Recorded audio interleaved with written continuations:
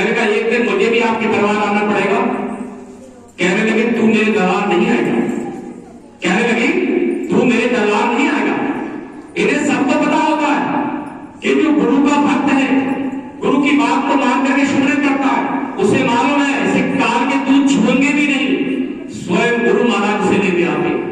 इसलिए पूर्ण ज्ञानी महाराज हजूर हमारे स्वामी जी महाराज बार बार इस बात पर जोर देते थे कि भाई जो है भजन जरूर करो।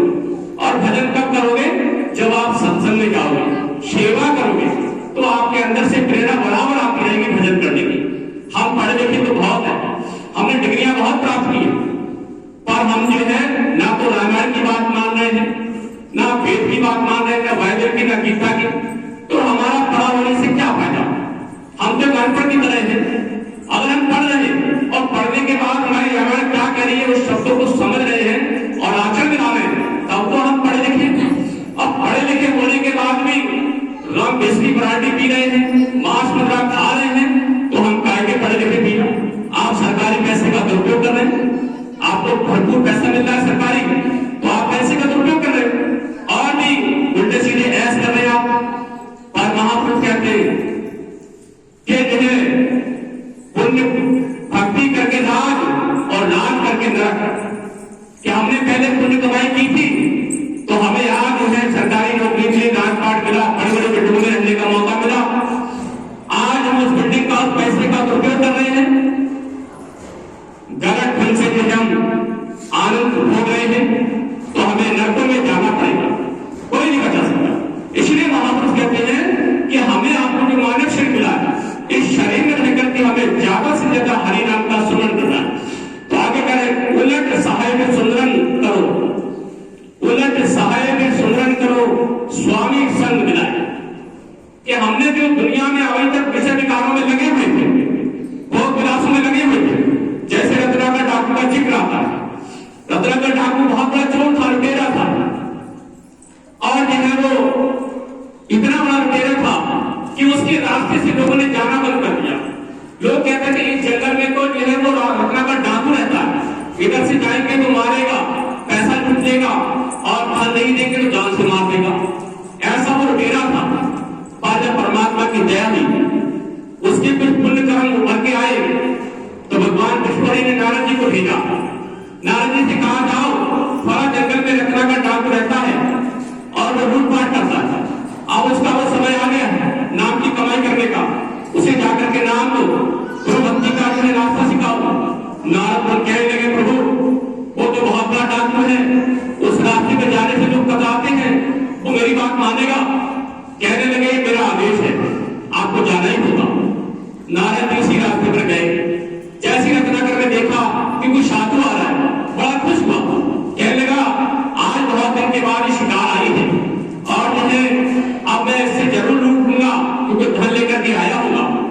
जब महात्मा जी उसके सामने गए तो बजाय प्रणाम करने के वो कहने लगा महात्मा जी जो कुछ भी लाए हो सब सामने रखो, वरना जान से मार दूंगा।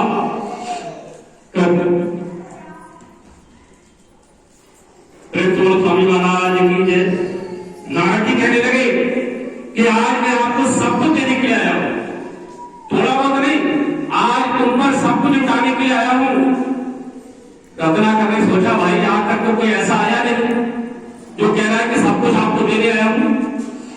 कहने लगे भाई जल्दी करो, जो लाए हो तो कहने लगे मेरी एक बात बता दो, मैं सब कुछ आपको दे दूंगा। जो आप लूटपाट करके जिन्हें परिवार का पेट भर रहे हो, इसके भागी आप हो या सभी हैं? कहने लगा सभी हैं। कहने पूछ क्या? रत्नाकर चाला था, कहने लगा आप मुझे सिखा रहे हैं, मैं सबको सिखाता हूं। मैं जाऊंगा घर पूछने और आप यहां से भाग जाओगे। कहने लगे आप बांध कर डाल। रत्नाकर डाकू था, उनके पास तो रस्सियां रहती थी लोगों को बांधने के लिए, महात्मा जी को बांध कर डाल दिया।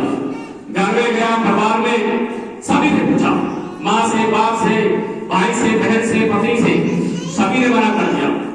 और बाद में लौट कर जब आया तो विचार करने लगा कि बहुत लंबे समय से मैंने चोरी डकैती ठगी बेईमानी की है और ये तो सब मना कर रहे हैं, पापों का ढेर बहुत हो गया, ये तो मुझसे बहुत बड़ी गलती हो गई।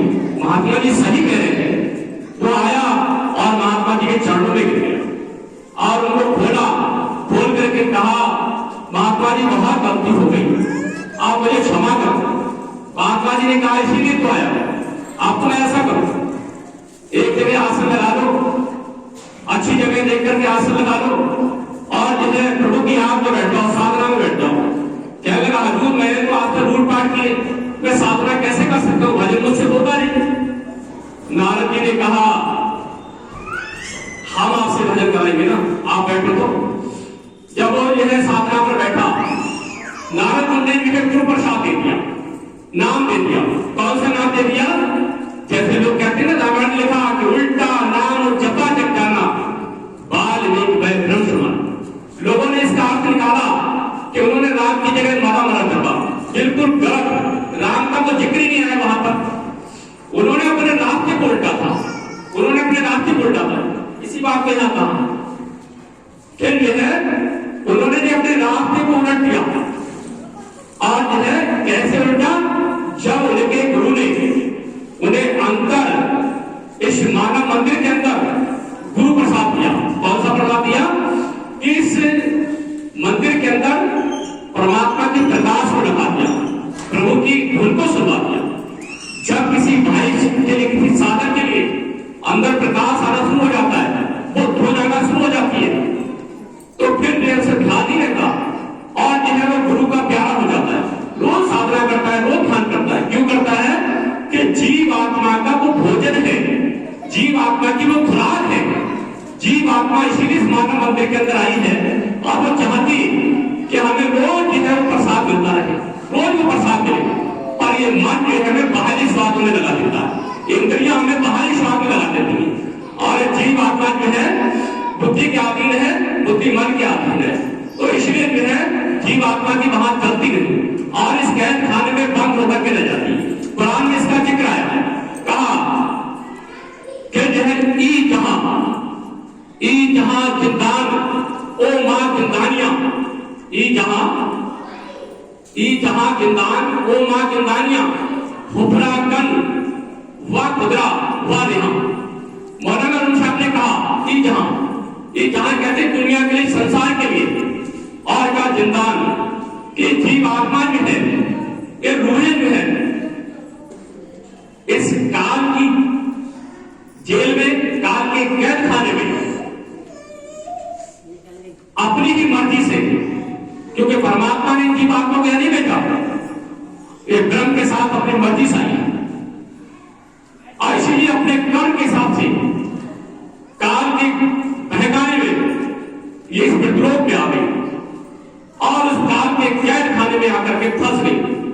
पर जब महापुरुष मिले, कोई हमारे आपके गुरु की तरह गुरु मिल गए, तो उन्होंने कहा हुफरा कन व खुदरा व रिहा, कि तुम अगर दुनिया से, इस कैद खाने से रिहा होना चाहते हो, तो यह है परमात्मा का रोज ध्यान करो, उस खुदा की रोज बंदगी करो, जिस याद के लिए हजरत मोहम्मद साहब ने 20 वर्ष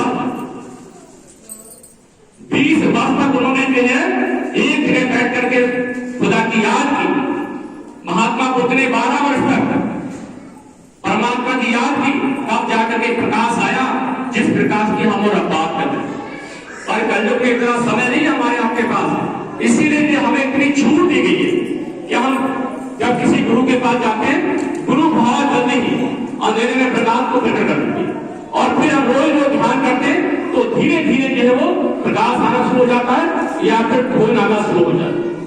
इसलिए जो है महापुरुष कह रहे हैं, इसलिए महापुरुष उलट साहेब सुमरन करो स्वामी संग दिलाया, कि जब जो है वाल्मीकि को अंदर प्रकाश आ गया और धुन आना शुरू हो गई, तो वाल्मीकि जो है ध्यान में बैठ गए, और ऐसे ध्यान में बैठ गए कि लंबे समय तक ध्यान में बैठे।